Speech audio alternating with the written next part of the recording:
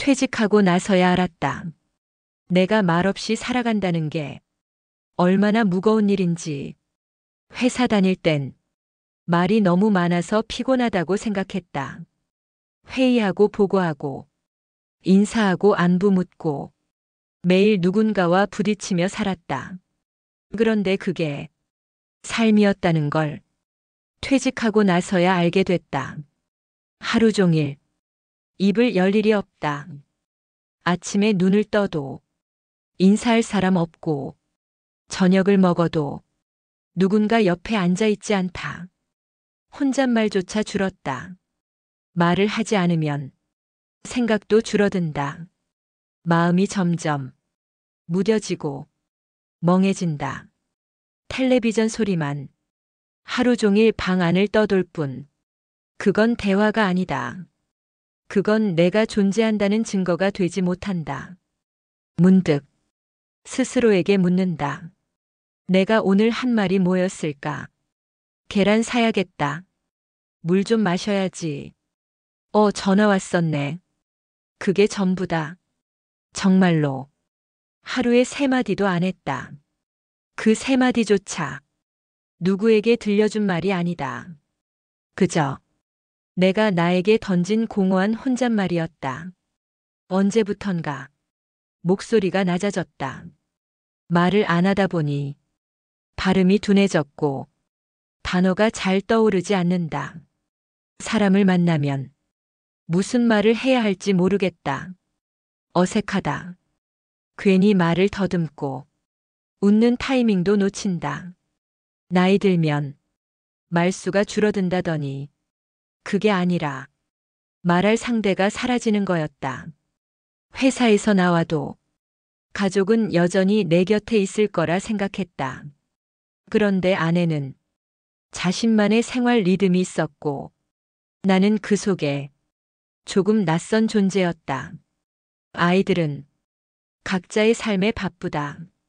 나를 사랑하지 않는 게 아니라 생각보다 시간을 나누기 어렵다는 걸 안다. 그래도 가끔은 너무 외롭다.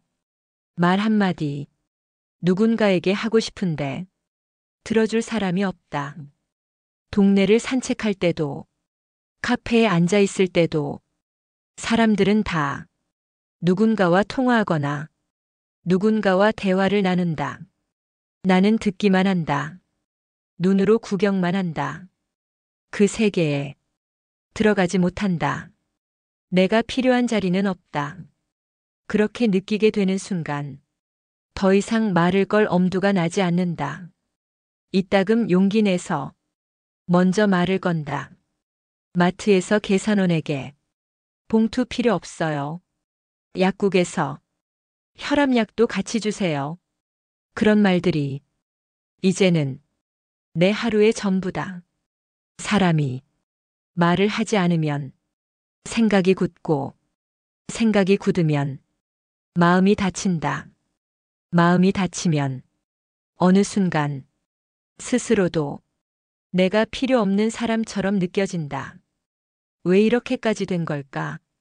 퇴직을 한다는 건 일만 멈추는 게 아니었다.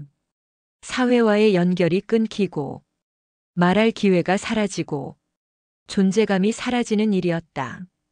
한때는 매일 수십 통의 전화를 받고 사람들 앞에서 설명하고 의견을 나누던 내가 지금은 하루 종일 전화 한 통 없이 창밖을 보며 시간을 보낸다.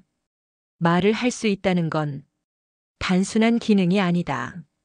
내가 이 세상에 있다는 증거다. 누군가와 연결되어 있다는 유일한 징표다. 말을 잃는다는 건 관계를 잃는 것이다. 관계를 잃는다는 건 삶을 잃는 것이다. 그래서 노후가 비참하다고 느껴지는 건 말할 기회가 하루하루 사라지기 때문일지도 모른다. 누군가는 말한다. 혼자 있는 시간이 좋지 않느냐고. 혼자 사는 게 편하지 않느냐고. 하지만 그건 말을 충분히 나눈 사람에게만 허락되는 평온이다.